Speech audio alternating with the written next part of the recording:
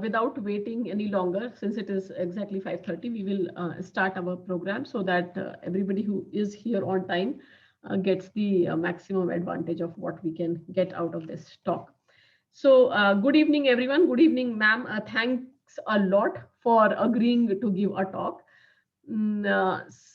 So just a little bit about the program. This program is called Postgraduate Program in Digital Governance and Management. And the focus is of this program is capacity building in the field of digital technologies, basically. Not so much the technology focus, but more on the management part of it. So what we are seeing with the onslaught of technology, with the availability of technology that we have these days, a lot of private firms are looking at technology to enhance profitability. Similarly, governments across also are looking at using this technology to be able to more efficiently develop and deliver services to the citizens. And hence, it is very important that the functionaries of government and obviously the private sector employees both should be capable enough to be able to exploit these technologies for the best, for whatever best they can do. So that is where this program is aimed at. Here we have a few candidates who are sponsored by METI and good number of private candidates also, private students also, where they are being trained into digital governance and management. Some focus on technology aspect, a lot on the management aspect of it. And in this program, what we've done is we have initiated a distinguished lecture series where we seek that there is, we plan to complement the in-class learning of the students with the practical experience of people who have been working extensively with digital technologies. So in this series, we've been calling distinguished personalities who are working in these fields. Before this, we've had one where we called Mr. J. Satyanarayana, and he interacted with all the students of the program and students across the programs at IIM Visakhapatnam. So that was about the program. Now, a very short introduction about you. I tried looking a lot of information. I tried looking. I did not really put in a lot of time, but whatever I got, I've heard so much about you from so many people. But I'll take a small time to talk about what you've been doing. So today we have Ms. Radha Chauhan for the Radha Chauhan for the talk titled "Disruptive E-Governance Platforms." Mrs. Radha Chauhan has been an IS officer. She's an IS officer of 88 batch and is currently working with UP government, where she's heading the vocational teaching education and skill development initiatives. Earlier, she has been president and CEO at NEGD, Ministry of Electronics and Information Technology. She has been an administrator in the government ecosystem for long, with experience of handling industrial development, urban planning, development administration. She has also spent long years in school education related policies and its implementation. She has also steered and anchored various digital India initiatives of the government of India. Now, this is a very, very short introduction, and I'm really sorry if I'm sure I've missed out on a lot of other aspects. If I have been wrong, please go ahead and correct me, and else you can start. Just 1 minute, ma'am. I see a hand raised, which is another professor from our institute. I'll just see, because he has worked with you. I'm just thinking in case he has something very important to talk about. Let me see. Okay, Devushri, can you please check? I'm not able to unmute Professor Josula. So if you can talk to him and see if he has something important, we can unmute him. Okay. Sure, sure. Yeah, ma'am, you can please start. Go ahead. Thank you, Nina. Thank you very much. It's indeed a great pleasure and a privilege to be here. Can you see? I have actually opened my video also. I don't know whether you're able to see. We can see you. Okay. So great to be here and again catch up with my core area of interest in governance. And it's good to know that IIM Visakhapatnam has started. I think this is your first batch, right? Yes, correct. Okay. And you have a few practitioners within the government who might have sponsored, and then you have a Yeah. what is the total number of people who you have? So right now, the first batch has 26 people. Yeah, so out of them, 20 are sponsored by the government and 6 are from the private sector and CPSCs. Great. So once again, thanks for this opportunity. And I have been sort of going through my mind, what is it that I want to tell the likes of me in the government who believe that technology can be used to make governance a little more convenient, much more efficient, and ultimately deliver value to the people that we serve. That is the general public in most of the cases, and maybe some niche area of governance also where you deliver quality to maybe limited number of people, but at the same time, it's of significant value. I'm not going to add to whatever you introduced me, except to say that the one project that I'm going to deliberate a lot on, so therefore I need to just add to it, is I was the founding CEO of the Government e-Marketplace, the GEM platform, which does now all the procurement for all the governments across the states, across the country, all the state governments, all the PSUs, and the ministries of Government of India. So that is the latest that I have been actively been part of, and which forms when I was asked what is the title I would like to take up, when I said disruptive, it came from my latest experience of how a space in government, which is procurement, which is almost a century old, what the Britishers left for us, a sort of in a one disruptive move, got totally dismantled. And that is why the title I suggested was that the inspiration of having done a project like Government e-Marketplace in such a disruptive but a very successful initiative. So that is the reason why I wanted to title it like that. Now I'm going to spend about say 10, 15 minutes max, and then leave it to more an interactive than just something that I would keep talking about, if that is okay with you. Okay. So 3 parts of it. I came into the e-governance space when it actually started in India, in the government sector, which is 2006. So it's almost 15 years I've been working often digital technology for electronic governance, uh, with the core focus being how government delivers its services. So I was part of the National E-Governance Plan the first time it was. And I was also part of the UID in its initial conceptualization and design phase, 2006 to 2009. We started with how does an identity, digital identity project get conceptualized, designed, and then when I left, it was when the UID authority was formed. Now, the first lesson that I think I must share with all of you here is that it is always a digital technology-based initiative in government is always aspirational. When I say aspirational, it is because it doesn't connect to the reality currently that we see it. So the vision is almost 2 or 3 steps ahead, so that there is a disconnect that you see between the aspire and what is the reality. Unless and until one sort of manages to rise above the challenge. नहीं book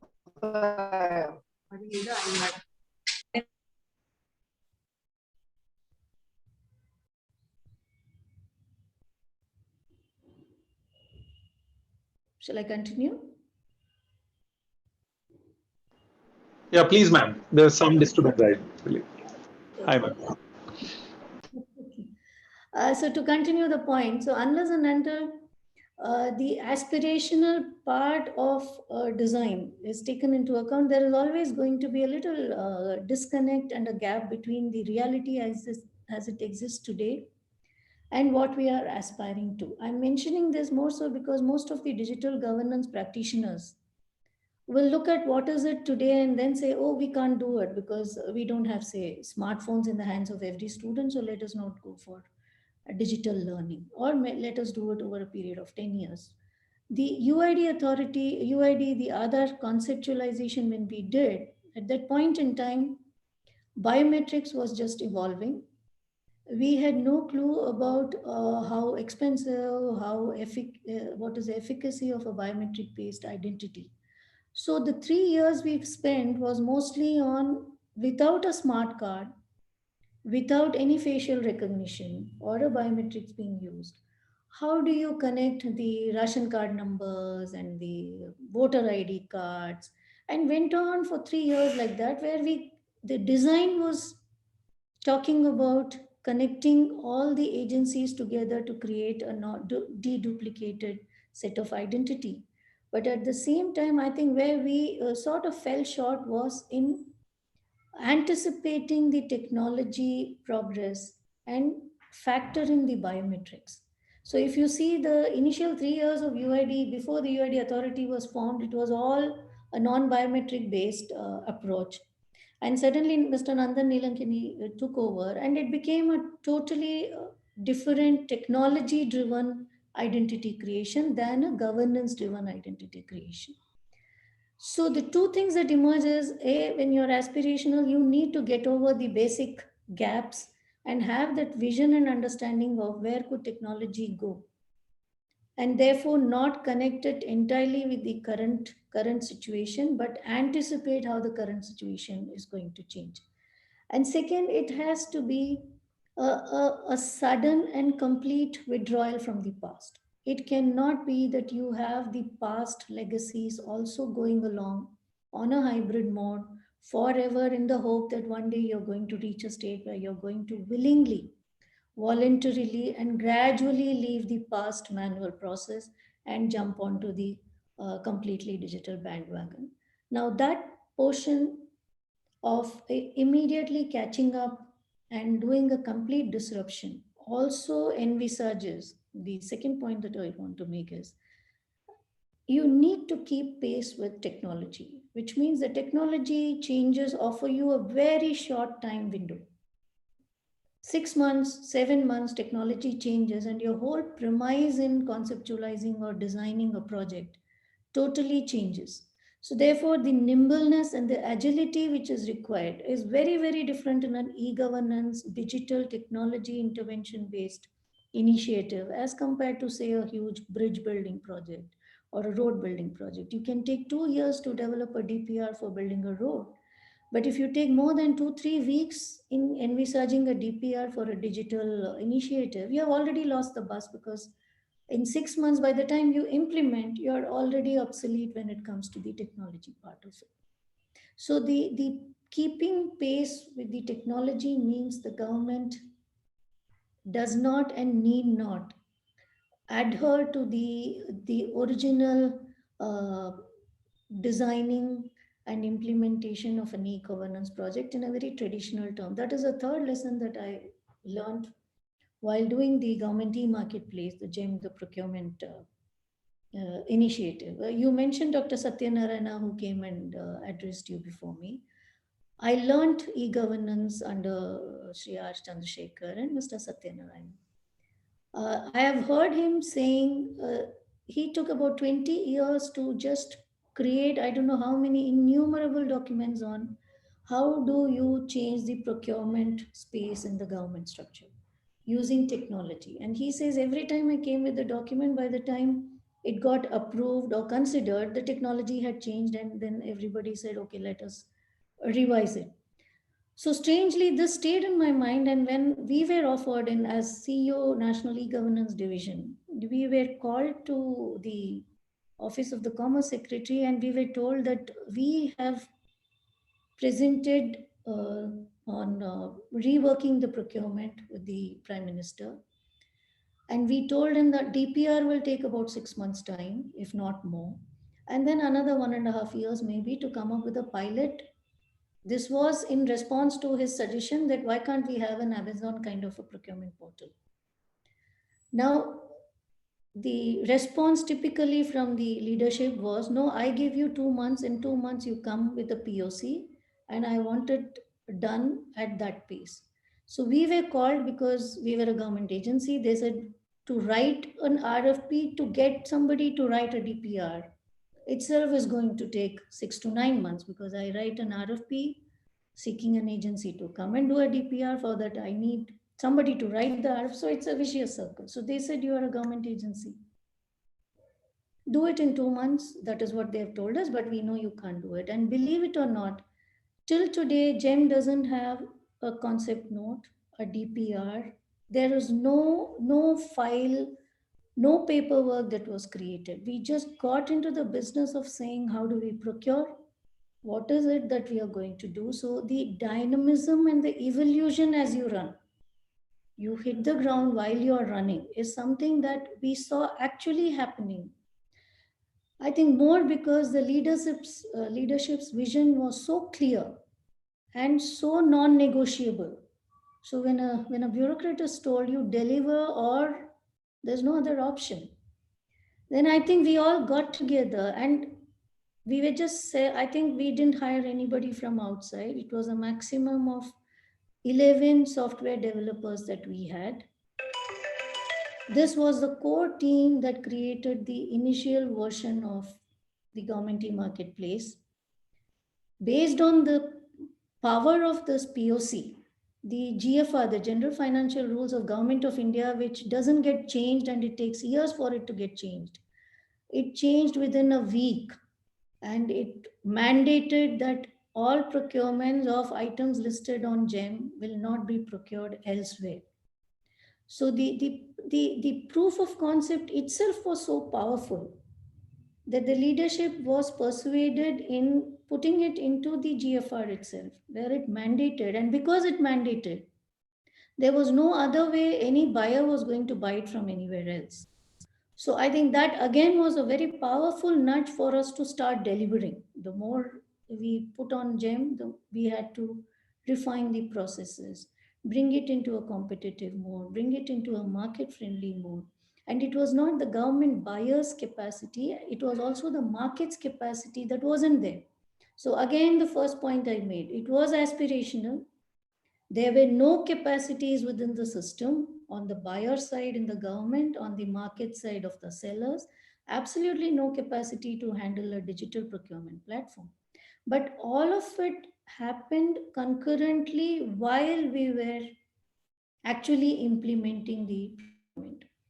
I think the journey that I'm trying to sort of encapsulate here over a period of, say, 15 years is where, while the initial years where digital government was understanding, conceptualizing, and sort of dealing with the current gaps and getting stuck there, because the current gaps are always not matching to the technology to the extent that it can be pushed, to a place where we have now traversed, where the system within government is so now well embedded, evolved, and mature. Even when there is a gap between the aspiration and vision of the leadership and the capacities within the government, we now know how to navigate that gap in real time, in a very efficient, small time window, much smaller time windows. I think now the e-governance initiatives are taking shape in months, whereas in previous years, I remember e-district, we did a pilot for 2 years and then came up with a cabinet note. And it took another 7 years for it to sort of reach the state that it was. But now you have the government e-marketplace, because I'm privy to that. Within 3 years, it went to about 50,000 odd crores of business. And today I'm hearing it's touching about 90,000 crores as against 3 lakh crores of procurement that the government does. So it's a huge paced scaling up. The fast pace in the scaling up indicates to the point that the government machinery, the market players, who are equal partners. It's almost a private partnership nudged e-governance in the government in every sector. So these two have sort of pushed each other into a place now where we have the nimbleness, the agility required. We have the capacity to bridge the gaps whenever we find it. Of course, there are going to be always a gap between how fast the technology can move and how slow the government at times can be. But that gap is now bridged to a great extent, and we now know how to bridge that gap whenever there are challenges. And I see now with school education and the social sector and with current pandemic, where digital learning has happened with the understanding and total acceptance of the fact that more than 40% of the kids do not have a smartphone, do not have access to digital tablets or digital accesses devices to learn. But at the same time, the focus has been, but push it. It's like digital payment. Karna kisi ko aata nahi tha, but we sort of said, you have to do. So it's like a digital payment. Now I think digital learning is catching on in the social sector, especially in the school education sector, which gives me a lot of optimistic outlook to the way India is going to pan out in the next couple of years only, of how much more digital the government is going to become, which is going to make it more convenient, efficient, and most of all transparent. I think I'll take a breath on that and then leave it to people if they think there is something said which seems interesting.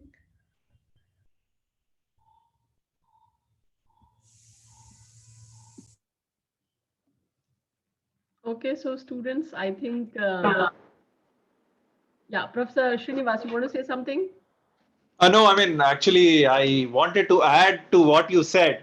I had an opportunity to work with Madam on quite a few, assignments. Be it Umang, she was involved when Umang was conceptualized. Madam with his GEM and other things. I mean, from a platform perspective, I think GEM has gone the agile way, and it's talking about data analytics and other things now. And a lot of other things are happening in the GEM ecosystem. So, I mean, these are a few things I wanted to add. Madam was a part of school education. She has, been with the Mission Mode project, and a lot of good work has happened. And GEM has been, I was in your office, ma'am, when we have received the award for GEM. So great work has been done. So I want the students to ask the question, because I know I don't want to barge into their time. But yeah, fabulous work done by Madam, and that is one of the platforms, I think, which we can look at many more platforms in the government system very similar to GEM.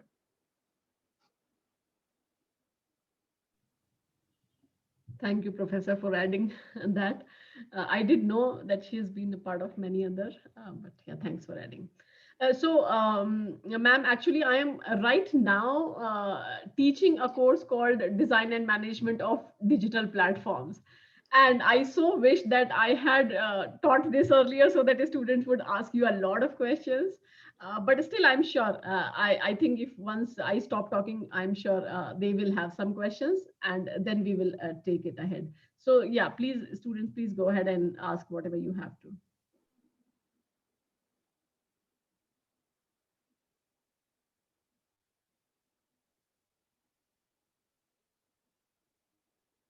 Okay, so I think let me go ahead and ask a few things. And anybody has any question, please, you can raise your hand, or you can ask. I am just filling in for the students. Don't fill in. We don't have to, because No, I do have a few questions, because I am very interested. See, whatever I talk, I am completely talking from a business perspective. So I really would like to know a lot from the government perspective. So I have a lot of questions, but I kind of did not, as Professor Srinivas said, that we would not like to barge into their space. So yeah, the very first question that I have is, in any platform that anybody creates that we're talking about, there's a lot of talk of openness of platform, like with Aadhaar also, that will we give out APIs which will enable the developers outside to develop. Similarly, are we thinking, or has the government already thought of how much open or closed are we going to keep the GEM platform? you are In general, government believes in open governance. No. So the GEM platform, is there some possibility of outside developers coming and looking at what can they? I Yes. mean, can they? Yeah, please go Yes, ahead. like Srinivas hinted, we have a very, very powerful analytics on GEM platform. Yeah.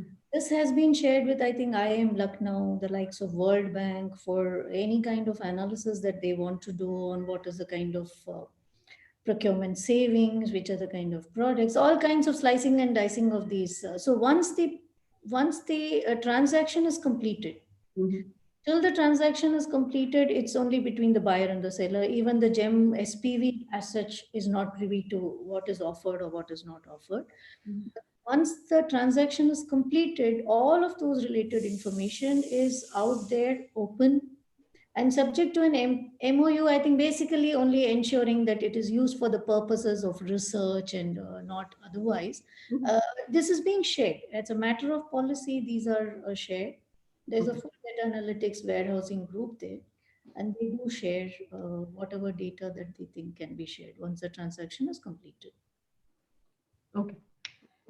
Yeah. Yeah, I want to add a little here. Madam was involved in the Umang platform's conceptualization, ma'am. I think probably what I can add to what Professor Neena has asked is, can we have APIs and have a business model probably where the private entities can monetize, or the government itself can look at monetizing the services by giving the APIs to the private players?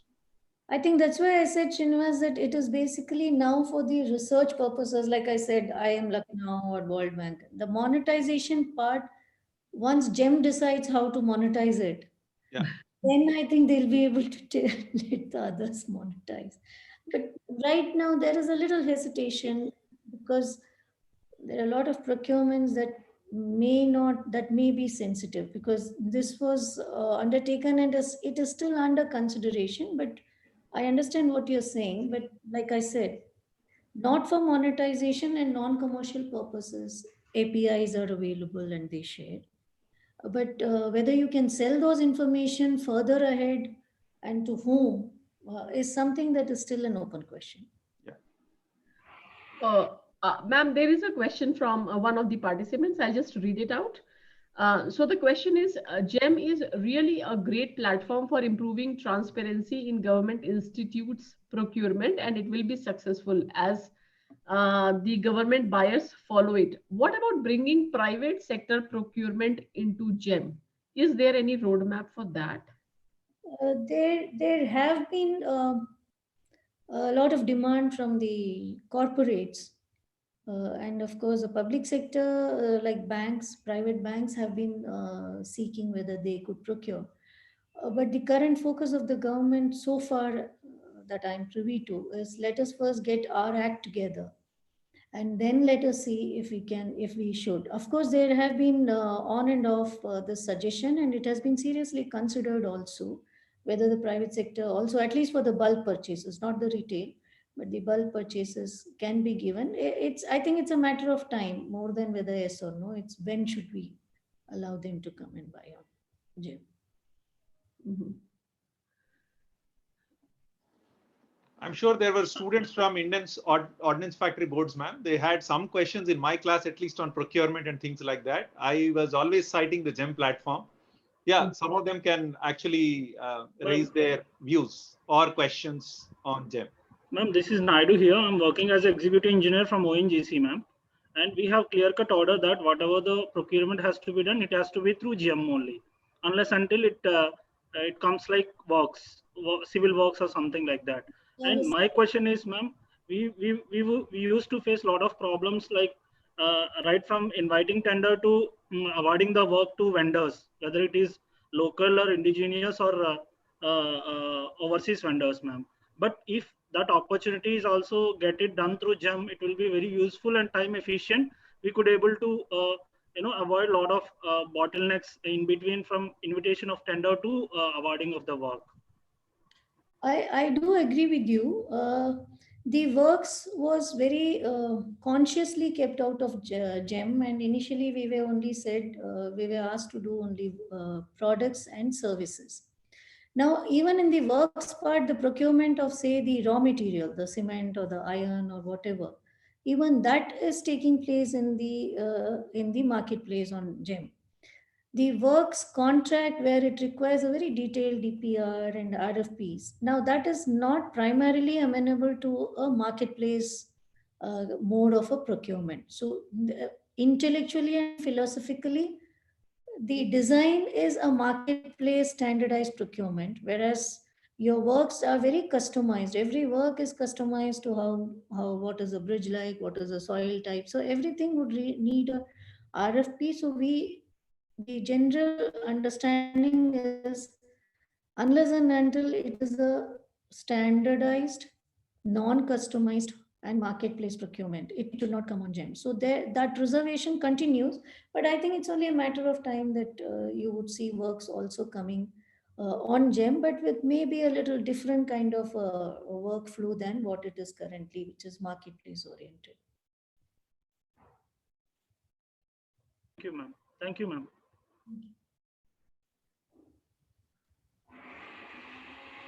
Madam, good evening. This is Vishwas Bhatt.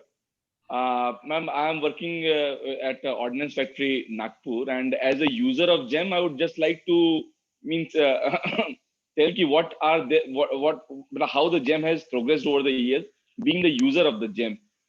So we are using the GEM for the last, I think I'm using it for the last 3-4 years, and ma'am, the difference is that first, when we started using it, when the material was not there in the GEM, you could go to outside world and you can buy and all those things. But now, slowly and steadily, this shows the intent of the government that now the thing is, even if the material is not there on the GEM, then we have to fill the forms, we have to fill the specifications which are not on the GEM. We have to fill those things, we have to give those informations so that this maybe means in the near future it becomes ready on the GEM. So I'll not be surprised, ma'am, if it, like you told, it is 90,000 crores. You gave a figure that this is the amount of transaction which is taking place at GEM right now, and it is going to increase like anything in the next few years itself. Thank you. Yeah, I agree with you. I agree with you totally.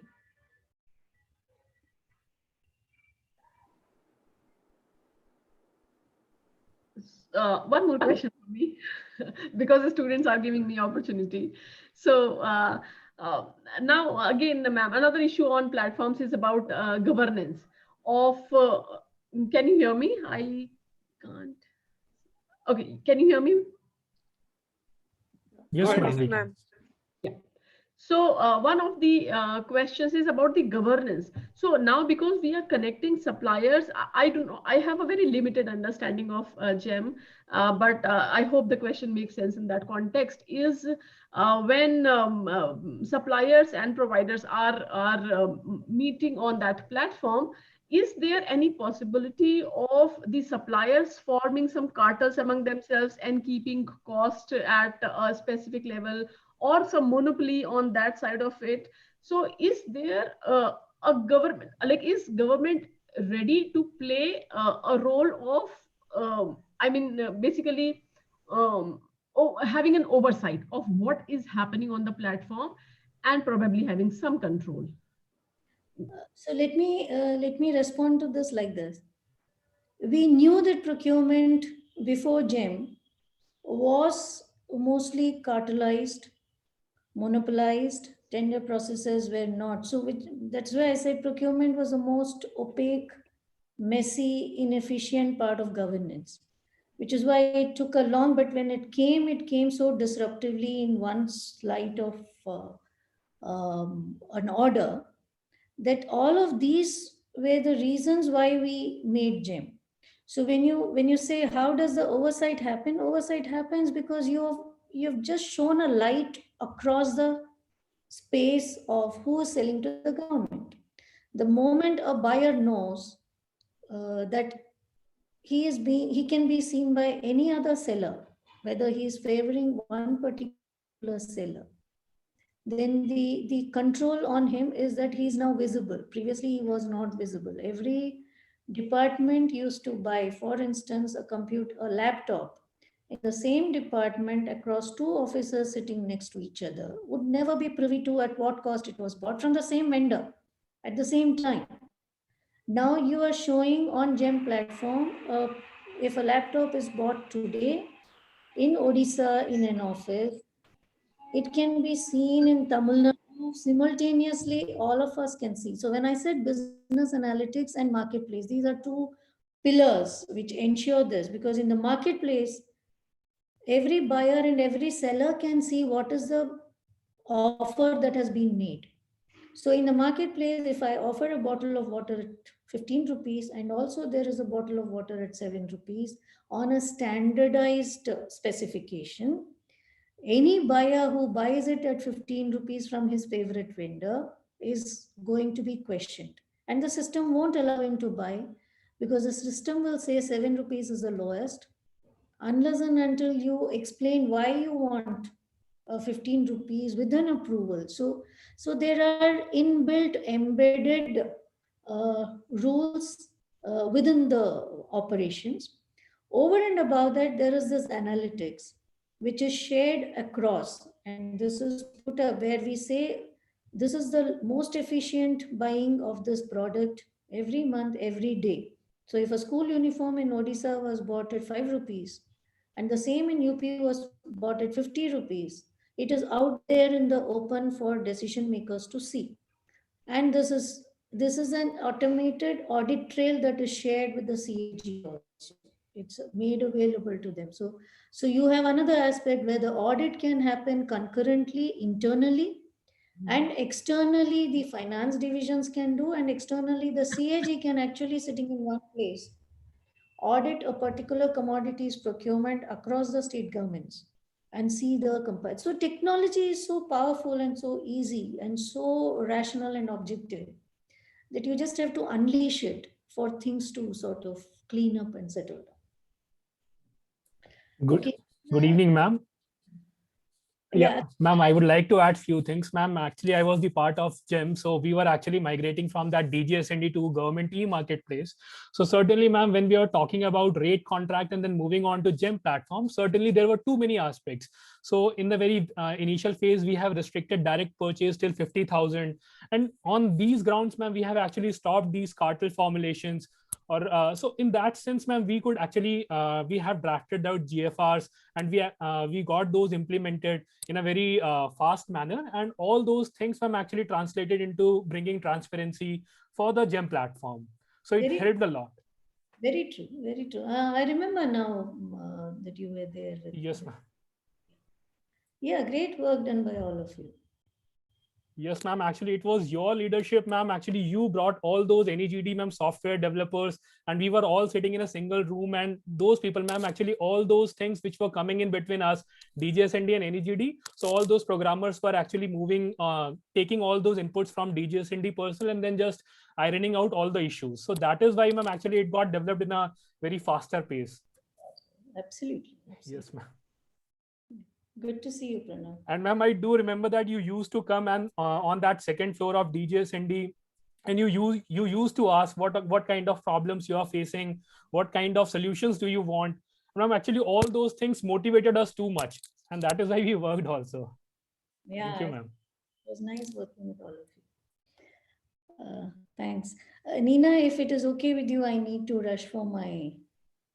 Yeah. I know you actually, thank you for giving us time, because I remember you told that you are very busy in the evenings usually. I will just give me a minute. I will just ask one of the students, I think Pranav is going to just give a thank you note for you to find time for us and the students. Yeah, Yes, Consider, thank you. Yeah, ma'am. You want to say something, ma'am? Please go ahead, ma'am. Yeah. No, I said I consider myself thanked, so fine. Thank you so much. Thank you very much, ma'am. But seriously, thank you very much, ma'am, for parting your precious time and sharing your wisdom, ma'am, for enriching our learnings. My pleasure. Thank you very much, ma'am. Thank you so much. Thanks. Thank you very much, ma'am. Thank you, ma'am. Thank you, ma'am. Thank you, ma'am. Okay, so we close the meeting then. We will, we will look for another distinguished person to come and address all of you. Okay, thank you. Bye then. Thank you, ma'am. Thank you, ma'am. Thank you very much.